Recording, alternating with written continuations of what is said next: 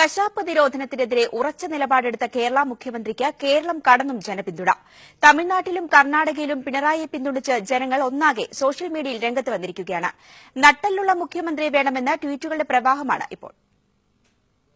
കശാപ്പ് നിരോധനത്തിനെതിരെ കേരള മുഖ്യമന്ത്രി പിണറായി വിജയൻ കൈക്കൊണ്ട നിലപാടിന് ഇതര സംസ്ഥാനങ്ങളിൽ നിന്നും പിന്തുണ ഏറുകയാണ്.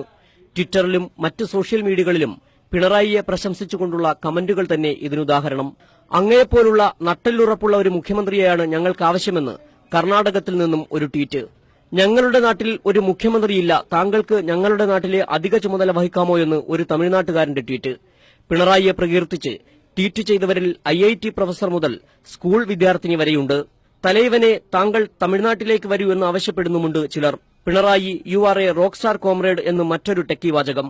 ഹിന്ദു ഐക്യം വേണമെന്ന് വാദിക്കുന്ന ചില മടയന്മാർ പിണറായിയെ കണ്ടുപഠിക്കുമെന്ന് തമിഴ്നാട്ടിൽ നിന്നുമുണ്ട് മറ്റൊരു ട്വീറ്റ്. ജനങ്ങളുടെ ഭക്ഷണക്രമം നാഗ്പൂരിൽ നിന്ന് നിശ്ചയിക്കേണ്ടെന്ന് മുഖ്യമന്ത്രി പിണറായി കോഴിക്കോട് നടത്തിയ ഒരു പ്രസംഗത്തിലൂടെ സംസ്ഥാനത്തിന്റെ നിലപാട് വ്യക്തമാക്കിയിരുന്നു.